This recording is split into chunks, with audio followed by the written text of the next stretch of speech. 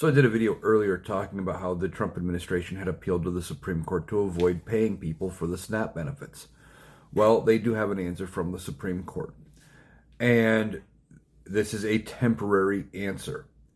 Now, this was written by Justice Ketanji Brown Jackson. And before you go hating on Justice Jackson for what she said, I do understand where she is coming from.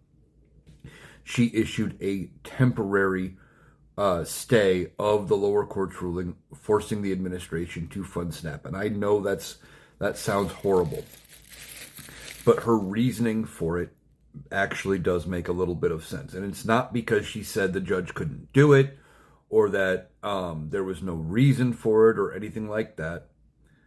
She basically said the First Circuit Court of Appeals had less than a day to decide what they were going to do. So she directed them to issue some kind of a ruling quickly. But she's giving them a little bit of time to figure out what is going on. Now, the administration has released, apparently, at least according to court filings, the entirety of the emergency fund, and there are other funds they are going to be dipping into in order to get to the point where they have fully funded the month of November. But if this shutdown continues much longer, they're not going to have funds for December. It is going to take Congress to act. Now, we've talked about how Democrats have tried to fund it with continuing resolutions and other measures asking unanimous consent, and Republicans have shut it down. We will see if that changes going forward, and we need to wait. We need to see what happens if they actually release these funds. Some states, like I said earlier, have been able to fund the SNAP benefits with money out of their own coffers, hoping to just be reimbursed basically from the federal government.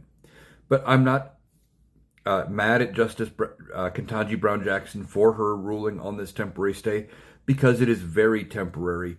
She basically said they need more than 1 day to look at this appeal.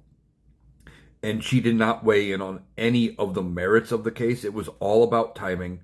And I understand where she is coming from, even though it is a disappointing ruling. So the Supreme Court has weighed in. We will have to see what the First Circuit Court of Appeals does with this appeal.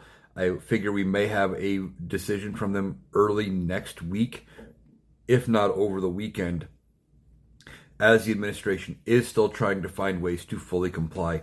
And there is a chance that they come to some kind of a deal and it won't matter anyway, that they'll just fund the government and SNAP will get paid.